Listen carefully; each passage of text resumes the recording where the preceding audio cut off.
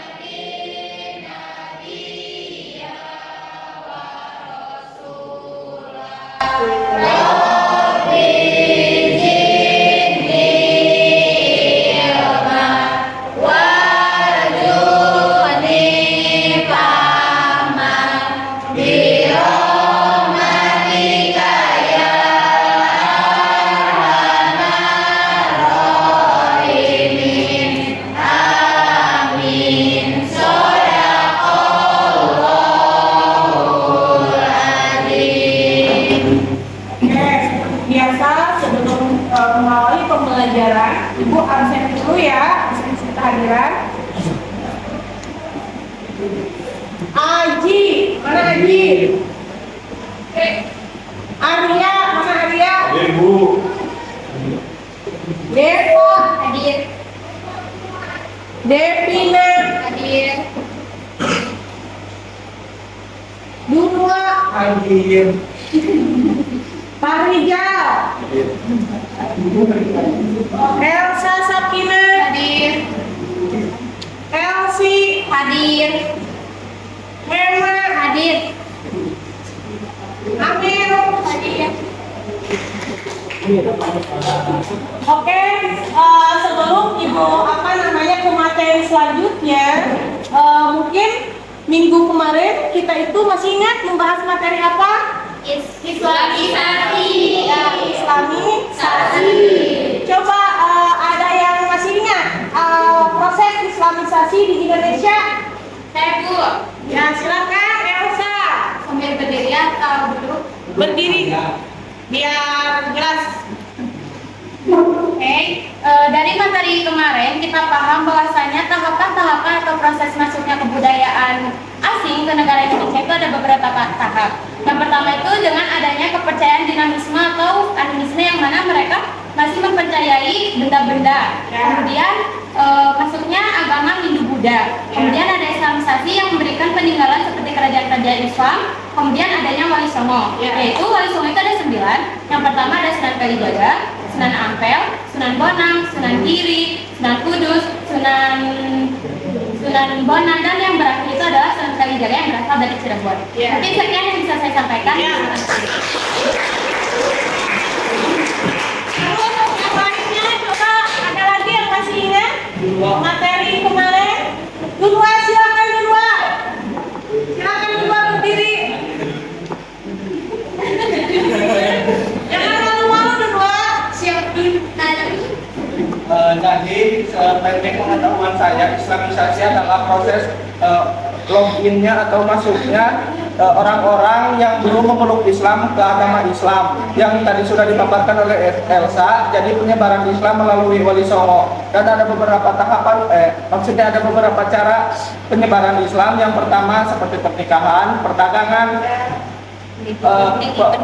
pendidikan dan lain-lain. Terima kasih. Ya. Beda ya kalau anak-anak milenial zaman sekarang masuknya Islam itu katanya apa tadi? Login bukan check-in, benar ya.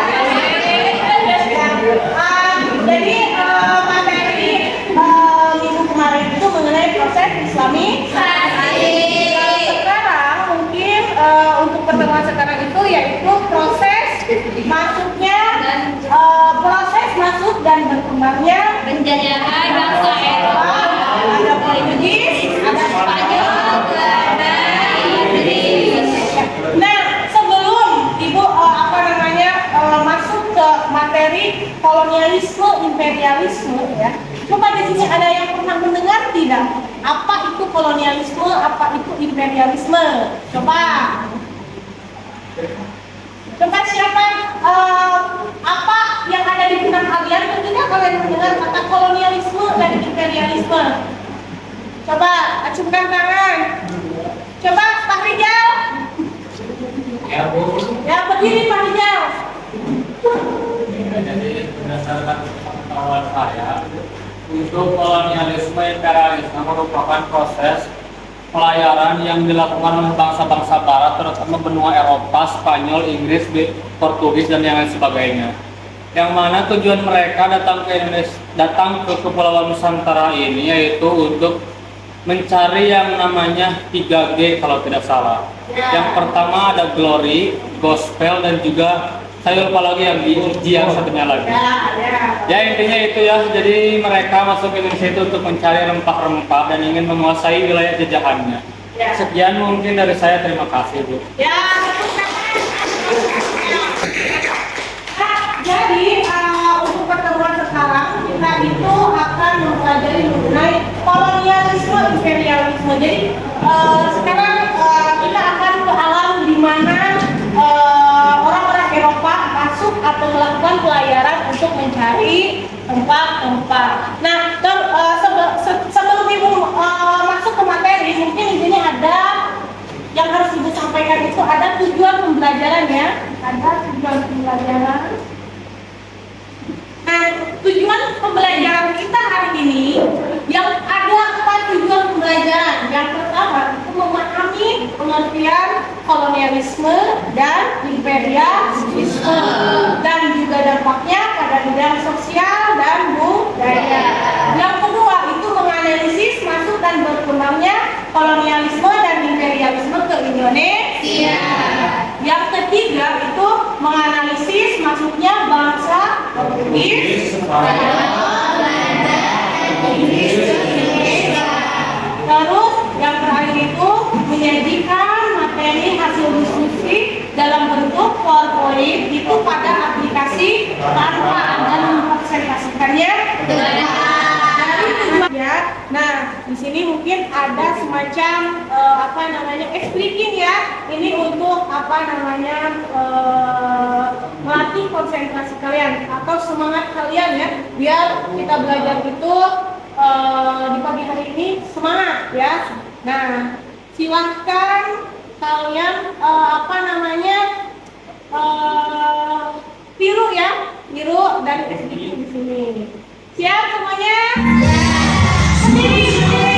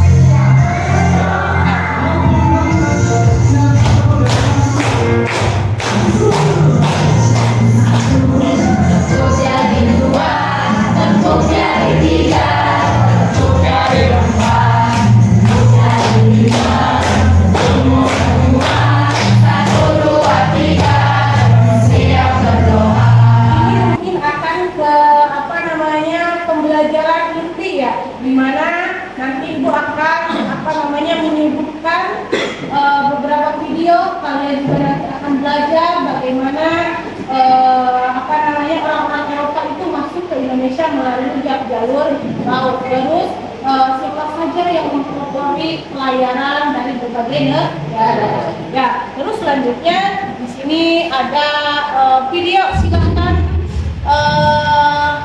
video di sini kalian diamati ya, diamati oleh kalian apa yang ada di pikiran kalian ketika kalian melihat video di depan. Silakan untuk diamati. Biogarisme dengan bincang sejarah kesayangan kalian ini. Kali ini kita bahas mengenai apa yang merupakan tanggung utama pelayaran bangsa Eropa ke Nusantara. Sejak dulu kala bangsa kita terkenal akan kekayaan alamnya, terkhusus kekayaan rempah-rempah yang kita punya. Walaupun akhirnya kita menderita penyediaan gara-gara rempah ya. Seperti kita semua tahu, orang Eropa datang ke Nusantara hanya untuk mencari rempah-rempah berkualitas. Rempah-rempah yang biasa kita pakai berguna sebagai bumbu penyedap makanan dan juga berkhasiat menyehatkan tubuh. Anyway, kalian tahu nggak guys, apa penggunaan rempah-rempah bagi orang-orang Eropa? Kebanyakan orang-orang Eropa zaman dulu menggunakan rempah-rempah sebagai bahan pengawet makanan. Jika kita membuka peta, letak benua Eropa berada di belahan bumi utara yang beriklim subtropis hingga iklim dingin. Hal ini membuat benua Eropa bersuhu sejuk hingga dingin serta mendapatkan 4 musim dalam setahun. Ketika musim dingin, mereka tidak bisa mengandalkan pertanian dan peternakan sebagai sumber makanan. Jadi mau bermau mereka harus menyediakan stok makanan untuk musim dingin. Jika tidak, mereka bisa menyebabkan gas yang kalau saja dulu kan belum ada tugas untuk makanan. Sendiri Dari video tersebut, coba kalau yang mengamati video lanjutan, apa yang kalian dapatkan dari video tersebut? Coba acungkan tangan. Iya. Sambil berdiri, ya. Yang paling penting yang dapat saya pahami dalam video tersebut yaitu adalah bahan-bahan pangan yang untuk menghangatkan tubuh dikarenakan cuaca di bangsa-bangsa asing tersebut yaitu salju. Ya. Yang paling penting juga adalah mereka menjual pala dan lada dan kayu manis tersebut dengan harga yang sangat mahal. Ya. Padahal mereka membeli dari rakyat Nusantara tersebut sangat kecil. Ya. Dan juga ada juga yang mereka memaksa rakyat-rakyat Nusantara untuk mengambil alih tersebut dengan secara Ya. Ya, tepuk tangan.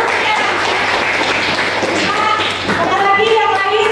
Coba ada lagi? Ya, silakan Demba berdiri. Mohon izin untuk menyimpulkan apa yang baru saja saya tonton dan baru saja saya pahami tentang bangsa Eropa yang datang ke Maluku untuk mencari rempah-rempah. Mungkin alasan bangsa Eropa mencari rempah-rempah sampai ke Nusantara atau ke Maluku yaitu karena iklim di Eropa yang cukup ekstrim yang mengakibatkan mereka perlu untuk rempah-rempah tersebut untuk bertahan hidup. Namun karena pasokan dari Arab itu sudah tipis dan sangat mahal, jadi mereka mencari jalan lain supaya mereka tetap bisa bertahan hidup namun tetap bisa menghemat. Namun cara Eropa terbilang cukup salah karena memaksa dan juga serakah membeli dengan benar betul kata klien tadi, membeli dengan harga murah tapi dengan cara memaksa dan menjualnya dengan harga yang tinggi untuk keuntungan mereka. Itu mungkin yang bisa saya pahami. Menjelaskan mengenai materi kolonialisme dan imperialisme. Jadi tadi sudah jelas ya tujuan orang-orang Eropa melakukan pelayaran itu, salah satunya itu adalah untuk mencari rempah. Oke. Nah, di sini kolonialisme. Perhatikan, ada kolonialisme, ada imperialisme. Jangan sampai tertukar. Kita bahas dulu yang pertama, kolonialisme. Kolonialisme itu berasal dari kata kolonia, ya, yang berarti tanah pemukiman atau jajahan. Kolonialisme adalah pengembangan kekuasaan negara melalui pembentukan pemukiman di luar wilayah negaranya yang selanjutnya dinyatakan sebagai wilayah negara tersebut. Coba dari penjelasan di sini dari pengertian kolonialisme, kalian sudah ada gambaran tidak apa kolonialisme? Sudah ada gambaran? Ya. Jadi kolonialisme itu adalah praktek yang dilakukan orang-orang Eropa itu. Jadi praktek perluasan wilayah. Jadi berbeda dengan imperialisme. Kalau kolonialisme itu hanya memperluas wilayah jajahan mereka. Ya, itu adalah praktek kolonialisme. Tapi di sini ketika suatu negara melakukan praktek kolonialisme, mungkin tidak melakukan praktek imperialisme. Tidak mungkin. Apa Nurma? Mungkin tidak. Mungkin Bu.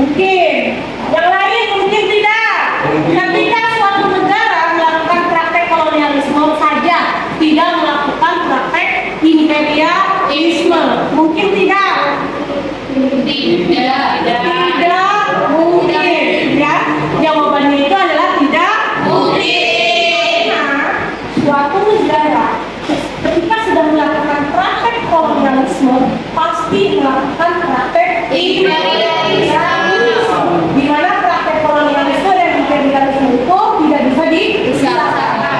Ketika suatu negara sudah sudah menguasai atau sudah dikuasai oleh negara lain, berarti tidak hanya tanah penjajahannya saja. Dapat dipahami, mereka itu juga akan menguasai secara otomatis kehidupan sosial, budaya, politik dan sebagainya, ya. Apalagi orang-orang Eropa itu bertujuan untuk menguasai yang namanya kelompok. Nah, kalian akan mempelajari mengenai proses pelayaran yang dilakukan oleh negara-negara Eropa. Itu akan membagi kelompok ya, dan nanti ada LKPD yang akan bagikan. Setelah itu kalian mengerjakan tugas dari LKPD tersebut. Silakan ibu tunjuk ketua kelompoknya ya. Coba Riswan ke depan, Pak Rijal, Dua sama Teh Depa, coba ke depan.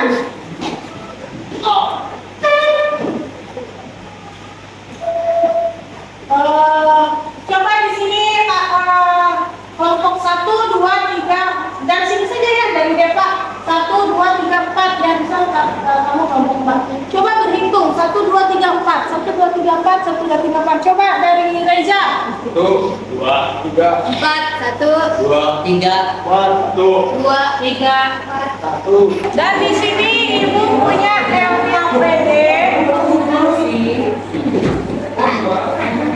Ibu akan membagikan LKPD ya.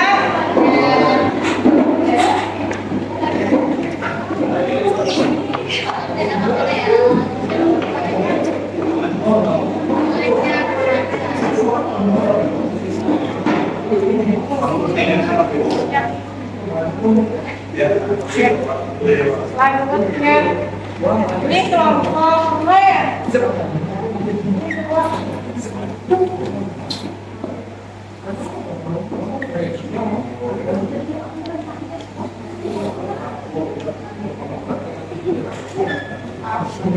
Ya. Sudah? LKPD-nya sudah kebagian tiap kelompok? Oke, jadi di situ di LKPD sudah ditentukan kelompok 1, 2, 3 dan 4 itu akan membuat PowerPoint dari aplikasi Canva. Dan di situ juga sudah ditentukan kelompok 1 itu membahas negara pelayaran yang dilakukan negara Spanyol, kelompok 2 itu negara Portugis, kelompok 3 itu Belanda, kelompok 4 itu adalah negara Inggris. Ya, dapat dipahami? Nah, silakan.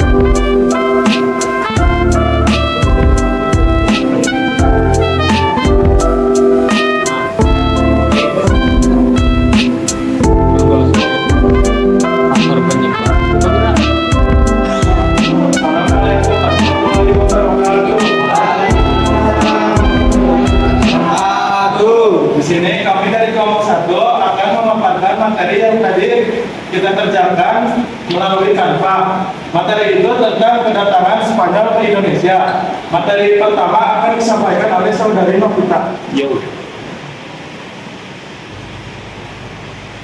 Untuk awal mulanya, penjajah Spanyol di Indonesia ini dimulai sejak kapal dagang Spanyol yang berhasil berlabuh di Maluku pada 8 November 1521 silam. Bangsa Spanyol berhasil masuk ke Nusantara setelah berlayar melalui Filipina, melewati Kalimantan Utara dan tiba di Tidore. Saat sampai di Tidore, bangsa Spanyol diterima dengan baik oleh masyarakatnya.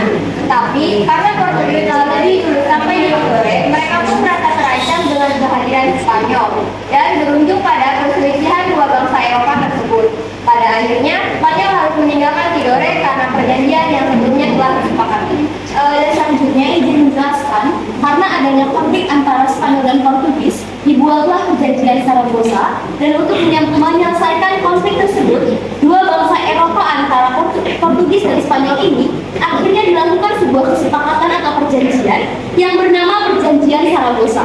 Perjanjian tersebut dilakukan pada tanggal 22 April 1529, beberapa waktu setelah peperangan selesai. Dari perjanjian tersebut, akhirnya Spanyol angkat kaki dari Maluku dan Portugis. Selanjutnya sekarang masuk ke sesi tanya jawab. Silakan yang ingin bertanya.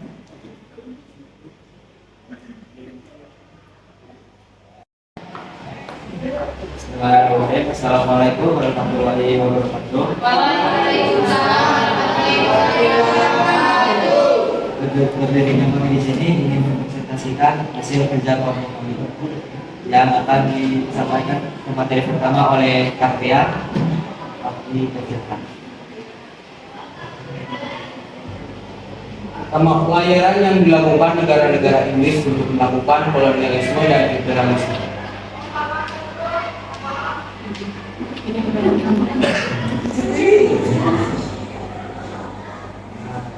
Faktor penyebab bangsa Inggris melakukan pelayaran yang mungkin kita tahu, jatuhnya Konstantinopel, ibu kota kerajaan Romawi Timur, ke tangan Turki Utsmani pada tahun 1453, yang dimana bukan hanya Turki Utsmani saja yang pernah menyerang kota Konstantinopel tersebut, yang dimana ada juga Rusia, Arab Saudi, dan yang lain-lain, yang diperlukan 53 hari untuk menaklukkan Konstantinopel tersebut. Dan juga bukan hanya Turki Utsmani saja yang pernah menaklukkan Konstantinopel tersebut, melainkan pasukan salib pada tahun 1204. Kemudian bangsa Turki menuntut Konstantinopel untuk orang-orang Eropa. Akibatnya di Eropa terjadi kelangkaan rempah-rempah, di mana pada saat itulah ada. Assalamualaikum warahmatullahi wabarakatuh. Berdirinya kami di sini akan memaparkan hasil kerja kelompok kami, yaitu kolonialisme dan informasi bangsa Portugis. Imperialisme akan dibacakan oleh Elsie. Latar belakang adanya perang salib tahun 1070 sampai 1291 membuat kota Konstantinopel jatuh ke tangan Turki, dan Kesultanan Turki menutup jalur perdagangan untuk Eropa. Keinginan mencari rempah-rempah, maka dari itu Eropa mencari rempah-rempah di daerah asal. Penjelajahan samudra ingin mencari gold, atau bisa disebut juga dengan kekayaan, glory, kejayaan, dan gospel, menyebarkan agama. Selanjutnya akan dibacakan oleh Roma.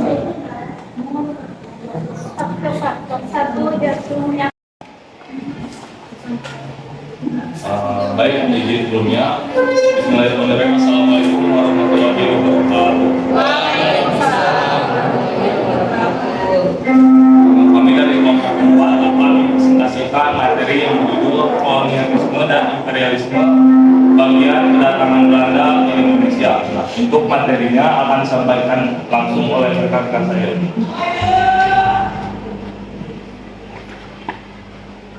Kedatangan Belanda ke Indonesia. Belanda pertama kali datang ke Indonesia pada tahun 1596 ketika Cornelis de Houtman tiba di Pulau Jawa.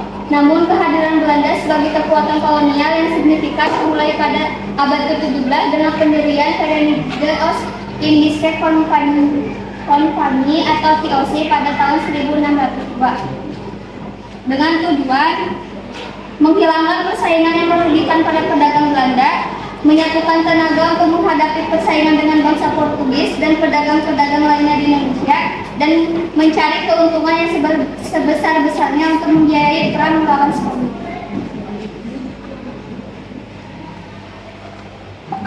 Perjanjian dengan VOC, kerjasama perdagangan. VOC mengamankan perjanjian perdagangan dengan kerajaan-kerajaan di Indonesia, memungkinkan mereka untuk memonopoli perdagangan rempah-rempah dan hasil alam lain. Sebelum diakhiri, coba ada tidak yang ingin memberikan kesimpulan dari pembelajaran kita hari ini dengan tema kolonialisme dan imperialisme? Silakan acungkan tangan yang ingin memberikan kesimpulan. Oke, silakan Teh Deta. Mohon izin menyimpulkan materi pada hari ini. Yang pertama, kolonialisme dan imperialisme adalah satu kesatuan yang tidak dapat dipisahkan. Yang mana kolonialisme adalah suatu penjajahan yang terhadap suatu negara yang ingin dipihaknya. Kemudian imperialisme adalah suatu pemerintahan yang diperintahkan kepada negara yang dijajah oleh beberapa negara tersebut. Kemudian dari negara-negara penjajah tersebut, mereka banyak mengambil keuntungan dari Indonesia yang merugikan Indonesia. Salah satunya dalam segi ekonomi rempah-rempah, yang dimana mereka menipu atau membohongi Indonesia dengan membeli harga murah dan menjualnya dengan harga tinggi di negara mereka masing-masing. Kemudian untuk hari ini mungkin kami jadi tahu bahwa ternyata tidak hanya Belanda dan beberapa negara yang lain, tapi Spanyol, Portugis, dan juga Inggris juga pernah menjajah Indonesia dan ingin menguasai rempah-rempah di Indonesia. Oke, tepuk tangan untuk Sherpa ya. Di sini sebelum Ibu ada sesi pengerjaan soal ini sebagai bahan evaluasi ya dari Ibu. Jadi Ibu sudah siapkan soal di Google Form ya, silakan kalian kerjakan. Tapi kalian masih semangat tidak? Sebelum itu kita cairkan dulu suasana sebelum ke pengerjaan soal di Google Form. Ini ada speakingnya, yang ini mungkin silakan siap-siap ya.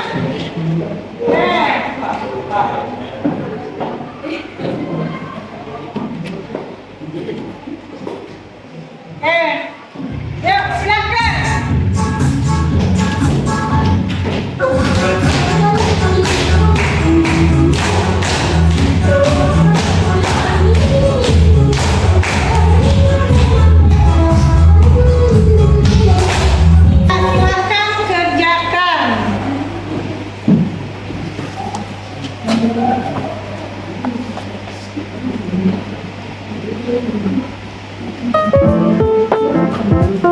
Silakan.